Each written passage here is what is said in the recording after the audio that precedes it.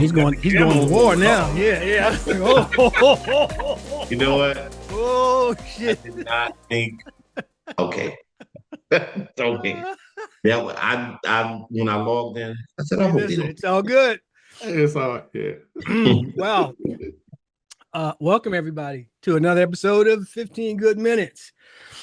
We got Freddie all cameled out. How you doing, buddy? Well, how are you guys doing? I'm good. LB, what's happening, man? All right. Happy Tuesday. Oh man. Sometime I pop open the screen, I get surprised. No, I bought this sweater. It was like the second time. I think I paid $130 for it. It's a Ralph Lauren, and this is like the second time I've ever worn it. And so I just Is it it's kind cold of in chilly in Texas, here. man? Or... But I have the air Ah. We don't have that problem here. It's cool. Well, we do.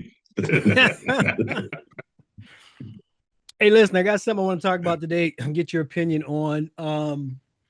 And it's been something I've been wanting to talk about for a while. So I'll set the table. Like a couple years ago, 2, 3 years ago, whatever, I wrote a book, and the book was about family and how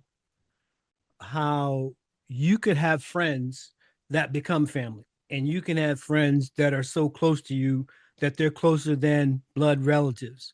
And it got a lot of engagement. Today, I want to talk about the opposite of that.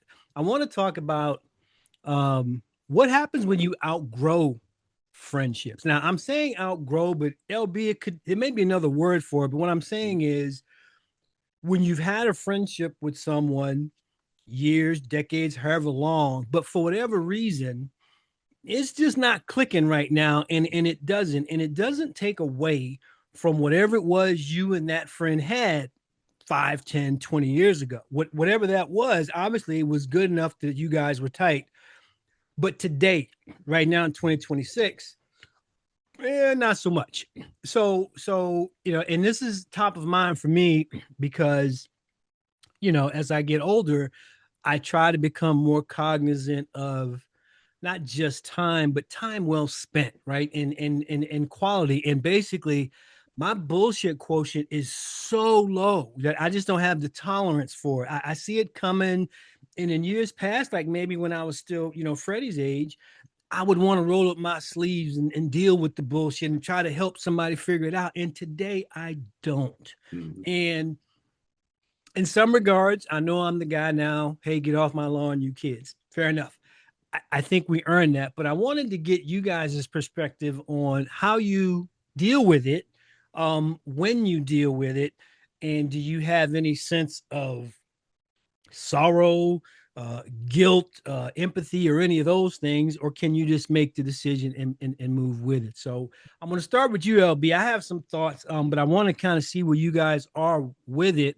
Have you experienced what I'm talking about? And if so, how do you go about dealing with it? Yeah. Well, I have. I think if you're human, you have. No matter your age, it's not an age thing. I would say. And then you said about growing apart. I mean, it happens in marriages all the time. All relationships, people grow, change. Have different interests, lose interests, and those which create separation between you and the other party. Um, yeah, I have and had some of those relationships, and some of them I still, you have those friends that like who they are. You know what I mean? I know if I go out with X and the bill come, I know it's going to be an issue because I know X is cheap. Now I can either not go out with X or understand that's who X is and deal with it. But that does, that's my decision to make, right? Sure. Sometimes I don't go out with X because I don't want the bullshit. Sometimes I'm in the mood like I ain't seen X in a while. Let's see what kind of nonsense he up to, and I know it's gonna be the issue, and we'll deal with that when it happens. But I still go out with X. Yeah, and you were saying earlier about the book between family and friends. A lot of these people that when I thought about this topic for today, they're family members. Sure, sure. Yeah, and I wanted to see Yeah. you're 100% spot on. It doesn't have to be quote unquote a non-blood, like a friendship like we have. Hmm. It can clearly be Yeah. it can be a sibling, it can be a Hmm. parent, it can be anyone, Yeah. with Yeah. family. That's a good point. Yeah. Yeah. So the ones that I have, you know, like I say, I know who they are, and when I want to deal with them, I will, and when I don't, I don't. And it's pretty simple. And I don't apologize for any of that. Like you say, my time is limited now. People say, "Oh, you retired, you got plenty of time." Yeah, I have plenty of time, but I am 63 years old, so my time is limited. So I choose to spend my time in non-dramatic fashions. If it's going to be a bunch of drama and shit that I don't want to deal with, I don't go. I don't attend. Or if I get there and there's some bullshit, go, I leave. Just Do that you simple. have those, sticking with that theme for a second, do you have those that you anticipate there will be drama Oh yeah, even yeah. before you Oh yeah, get yeah, involved? yeah. Really? Again, I have some family members for sure. I know before I get there what's going to transpire, and I'm already, if I'm going with someone, say, hey, if blah blah happened, I'm rolling. You can go with me or you can stay, but it's your call. But I'm leaving. I'm not dealing with that stuff. Yeah, so I mean, it's part of life. We all are going to change and do things differently, and what you choose to put up with is up to you. You have the option to say, I'm not doing that because of whatever reasons, and don't participate with those issues and or that person. Yeah, that makes perfect sense. Well said. Well said. Um, Freddie, you're obviously the youngest one here, and younger by a bit, than me and LB. And I know that my thoughts on friendship when I was your age were a little bit different. What are yours? Being someone who's, you're not 50 yet, right? No, I'll be 46 in July. Not even close to 50, right? So, so, Wow, I can't so, remember back that far. exactly. So, you're a good 20 years younger than me, and 17, 18 younger than LB. What's it like for you today in your dynamic in your age group with your friends? Do you see some of the things that LB just mentioned, or is it pretty much, even Steven across the board with you? At 45, I've become over the years someone who tends to value relationships. Mhm. And when I say value, 99.9.999% of the time, it's not about it's not about money because I got my own money that I can do for myself. It's really more so about what can you pour into me from a coaching standpoint, or whether it be from a political standpoint, or how to start a business, how to run a business, and vice versa, right? And what can I pour into you? And so I tend to value those type of relationships because um sometimes people don't prosper not because they're inadequate or they can't, they're not capable. It's just they don't have enough people pouring into them in their lives and their situations. Now, I'm also, one of those people now, like to where I also realize people come into your life to add, subtract, multiply, or divide, Mhm. right? So if you are subtracting and dividing, it's like I don't have time for it. And so that's when the relationships to me, they tend to, I kind of like, and I see it. And if I've told you about it over and over, then eventually at some point in time, I think the natural course that we're on is going to start to separate because chances are if you are coming into my space and you're dividing and you're subtracting, I've told you this probably multiple times. And so then I'm just going to start to draw away because 9 times out of 10, if you're subtracting or dividing, more than likely I poured into you more than you poured into me. And Mhm. at that point in time, it becomes draining mentally. You just, every time you hear this person or talk to this person or see this person, it's the same stuff. So then naturally, I think that when you get to those type of relationships, I think they will naturally filter themselves out You don't hear or see from that type of person. And once you get into that zone, for me, that's really more so that I'm fine with it. Yeah, I the think one-way relationships, I think you mentioned there. Um, where you always the one reaching out to see how they're doing. Nobody ever calls to see how you doing. Or Mhm. you're always the one initiating some kind of event. Let's meet, let's do this, let's do something. yeah. But yet those calls never come to you to say, hey, let's get together, let's do something. You know what I mean? So the one relationships, I mean, obviously they're easy to spot. But some people okay with that. I am not anymore. I used to be that guy. I had a group of friends that we would meet every quarter because I would make the call and send the email out and say, yo, let's all get together. And when I sent the email out, everybody was all for it. They all show up.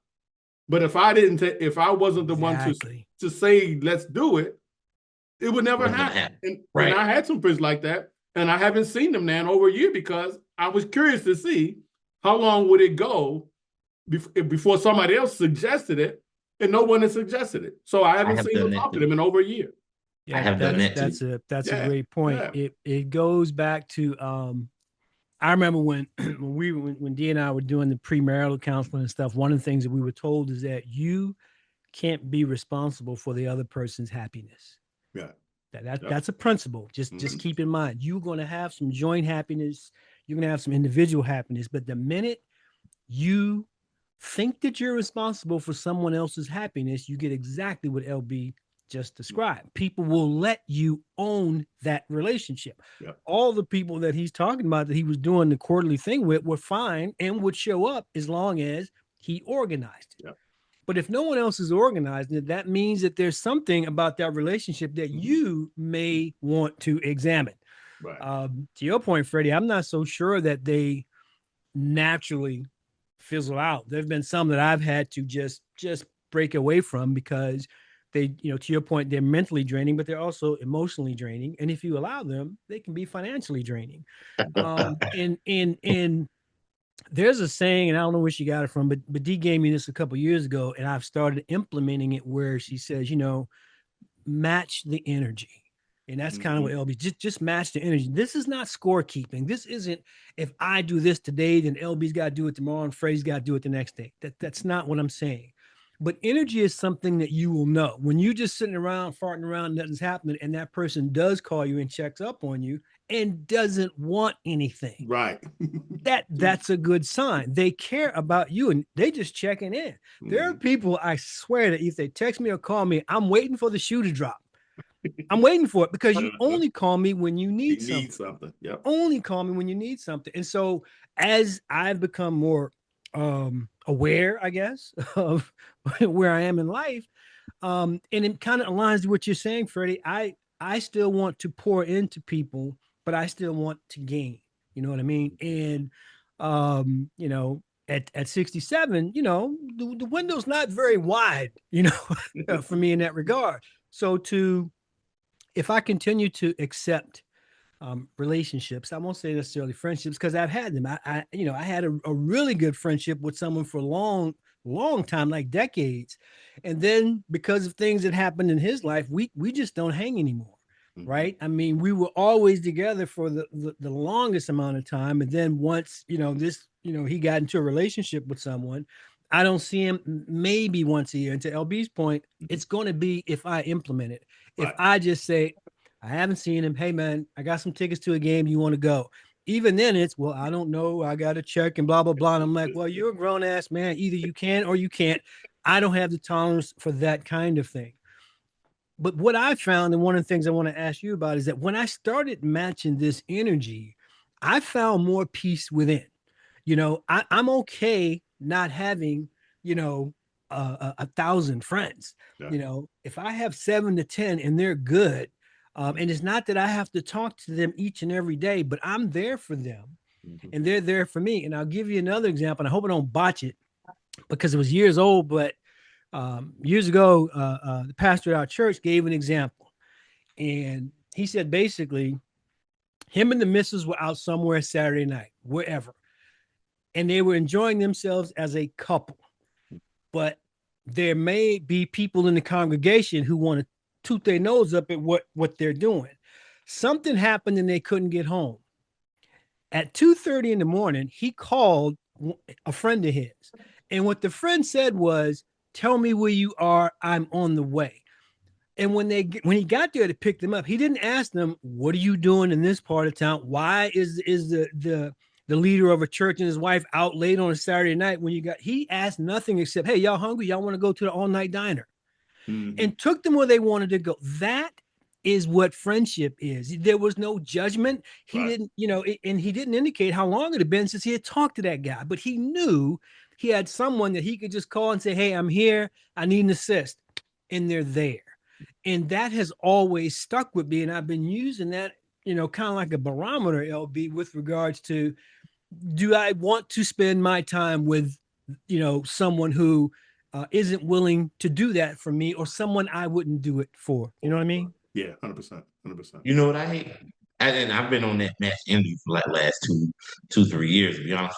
But and throughout this journey, this walk, if you will, the one thing I'm tell people this now, you hear, I'm the type of person that said, if you come to me and say, "Hey, Freddie, I ain't heard from you in a while," this, that, whether it's family and friend, I will tell you, I Hmm. ain't hard to find if you're looking for me. Right. Hmm. I'm not hard to find. Even at work, "Hey, I haven't heard from." I'm not hard to find if you're Yeah. truly looking for me, Hmm. right? My number It, ain't changed. exactly. I had the I've same had cell number since 92, LB. exactly. 92. Exactly. I'm okay when my circle gets smaller, because the more and more people that are in your circle, the more and more personalities, this and that. But the less, less personalities and less drama, the less this and that. Is just less headaches. Yeah. True. And here's the thing, Freddie. I want to say this too. And I was talking to LB about this off air before we came on. What I'm talking about does not take away or lessen whatever the relationship I had with those people at that time. And I think, where I am today regarding state of mind and all that, in large part, could be attributed to that relationship then, Mhm. right? It's where we have the expectation that the people that were in your life 10, 15, 20 years ago will have the same fit, form, and function today. Well, they won't, but it doesn't make that bad. It just means that either they've grown in one direction and you the other, or a combination of the two. Right. And if we accept that and stop wondering why, why I haven't heard from this person or that person, well, because they don't look at the relationship like you do. Yeah. And going back to what I said at the top, when I wrote the book about family, I had a bit in the beginning where I explained to someone, it's easy for me to consider you family. You don't have to consider me family. You understand what I'm saying? It's like people have done things for me that I just like, they could just call me and I'm there for them. But I might not hold that same level with them, and I'm okay with that. And I think if we can get away from scorekeeping and Right. thinking that everything has to be even, maybe we get more value out of the friendships or relationships that we have with everybody. I don't think it's scorekeeping. I really don't. I know people I, that do. I know people that do. I'm not Yeah. kidding, Freddie. Yeah. Even It's even if, it's and sad. even if they don't say it out loud, the little things let you know that they're paying attention to it. You know what I mean? well, yeah, but I think, like, if you, to your point, if you had one of those relationships that you know someone for decades, right, and you're going in different directions, that other person sees it, right? And especially if they're the one that's, if you're going in a more favorable path Mhm. and they're not, then they know, sometimes they'll notice it before you do. It's true. That could be true too. And when you think about it, about putting it that way. In some cases, Freddie, it's simply because I like things now that they can't do. Hmm. Hmm. I like certain things and I can go do those things and not blink. But there are people in my prior circle who would like to do those things, but would have to blink twice or three times and Right. shift things. You know what I mean? So I Hmm. know that I'm the catalyst for some of it, but I'm not going to not do the things that I feel I've earned the right to do at the expense of someone else who cannot Can't because do they it. Right. chose a different path. Right. And you can't own that. I can still see that person and love that person, but I should not not do something that may or may not, cost a few $1,000s, Freddie flying first class, that other people just don't want to Yeah, do. yeah, And if you've earned the right to do that, that to me that's an unapologetic thing, LB. yeah, That's yeah, yeah. I had this conversation with somebody just this week, and he was talking about he had went out with some friends. And they went to a restaurant, and the bill was extremely high. Okay, so I just listened to him rant, and he was trying to get me on his side. So he kept talking about this stuff, and he said, "Man, the steak was it was $80 or whatever the steak was." And he kept talking. I said, "Well, I can't say nothing because I just went to Capital Grill yesterday and paid 90 for bone-in ribeye. So I can't I ain't got your back on this one. You know right, what I right. mean?" And that makes sense, right? Now, And, some and people, go to ahead, your Freddie. point, some of them, when you talking about you do things some of it turned from, you know, it turns to just straight up undercover jealousy, Yeah. right? And that's where because sometimes it's so hard to spot if the relationship has been there and you think, nah, my man ain't thinking like he ain't Mhm. moving like that. Yeah, Because we knew each other when we both had nothing. Right. Now I got a little something, Uh-huh. right? It ain't and that jealousy is so hard to spot, right? yeah. But I'm unapologetic for it. You could have did the same thing I did, you Yeah. know. Yeah. Yeah. Exactly, Yeah. Exactly. exactly. My Yeah, brother and I used to have this conversation all the time because he would say some sly shit to me. I'm sorry for cursing, but he would. He'd say some shit. I'm sorry, say some stuff to me about because our lives had taken a different turn. You yes, know what I mean? And I was doing what I was doing, and he was doing what he was doing. But I told him, like, dude, we was raised in the same house by the same parents. You had the same opportunities I had, same choices. but you decided to go left, and I went right. Is that my fault? No, but there are those, and a lot of times it Mhm. is more family than friends that will Yes. try to make you feel like it is your fault. Yeah. And it Yeah. was a long Mhm. time that I would. And I remember, when my dad was alive years ago, he's like, "Look, man, you got to stop trying to please everybody, or Yeah. you ain't gonna be worth nothing when the time comes." I was like, "What do you mean?" He said, "You always want everybody to be happy. You always want things to balance out." And he's like, "That's not how life goes. You Mhm. go out there, and those that want to be with you and care for you and love you will be with you, but those that don't won't." And that might be a good thing. And it's taken me some time um, to understand that, and I do now. Yeah. So for me, it's like just making the best of the time that you got, whatever age you are, Mhm. and it doesn't matter. You can be younger than Freddie. If you're carrying a relationship, ask Right. yourself Why? why. Yeah. What do Yeah. you want from that relationship that you're telling that Mhm. person, I'll own it, because you'll never be happy with it. I Yeah, just and to Freddie's point too, that about pouring into each other. I have a few friends that are like that. You know, they do stuff, they know stuff that I don't know, and they teach me things, and I know stuff that they don't know, and I teach same them here, things. same here. But you got to have those kind of relationships. There's that old saying: if you're the smartest person in your circle, Get then a you're new the wrong circle. circle. Right. Exactly. And I think that's It, where growth comes. But I think, and just speaking for myself, LB, I had to have the quote unquote aha moment. I didn't recognize this as soon as now I wish I would have, if that makes Mhm. sense. Right, I'm right. glad that I did recognize it. And I'm glad that I made the pivot. And to your point, Freddie unapologetically made the pivot. No is a complete sentence for me now. And I mean Mhm. that. I can say no and Yeah. don't have to give you the but or the Your no, reasons why? Exactly. Yeah. 100%. Yeah. But sometimes I wondered, wow, if I would have did it at 45, how much more would I have been able to accomplish? Because to that example that I gave you with that one friend, I just held on and held on and held on. We're like, but come on, man, it's us. Until Right. I realized, like, man, it ain't gonna be like that anymore. And Yeah. so Yeah. that's on me, and I'm saying it's on you and everybody that's watching or listening to take stock of what you call friendship. To Freddie's point, is it about quantity or quality? Yeah. And I know some people that will take quantity because they don't have quality, and that's Yeah, that's you're sad. missing out. You're I missing think out I there. think you are missing out. Yeah, I think you are well, absolutely. missing out. some of them look, they play the odd. If I can get enough quantity, I Yeah, can yeah. get the quality. Somebody in there is gonna care enough about me. They That's a hell of fishing. a bet to have to Yeah. make. They fishing. They fishing for a friend then. Fishing for a Exactly. true friend. Exactly. Yeah. So yeah, Yeah. I just wanted to kind of pick your brains to see where you guys were on that, to see if it's something that's unique to me. It is not. I think everybody at some level, regardless of your age, you got to take stock with that. Your time is yours. What you do with it, your resources are also yours. Yeah. Okay, your resources, whatever they may be, are yours. And what you decide to do with them or how far you decide you want to extend them, um, I'll give you my theory. Like, there are people in my life who will say, they need money. Mhm. I don't loan because I don't expect it back. So Right. if they're close enough where I'm going to, I just give it to them. Just here you go. It's not coming back. You understand what I'm Mhm. saying?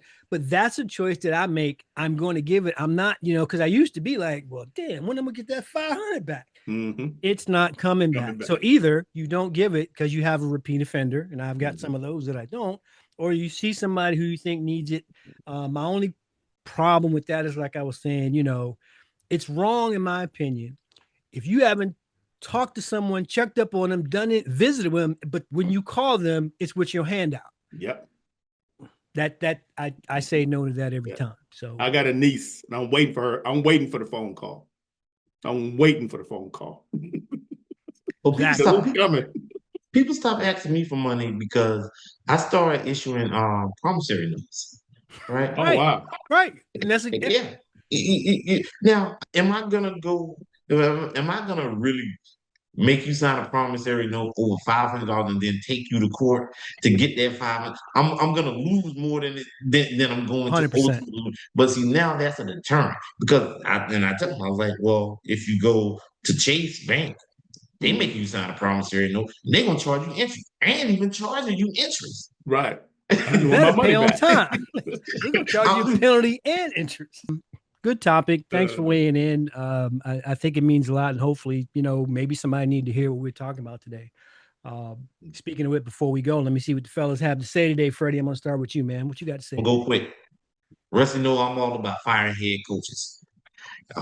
Quick with the quickness.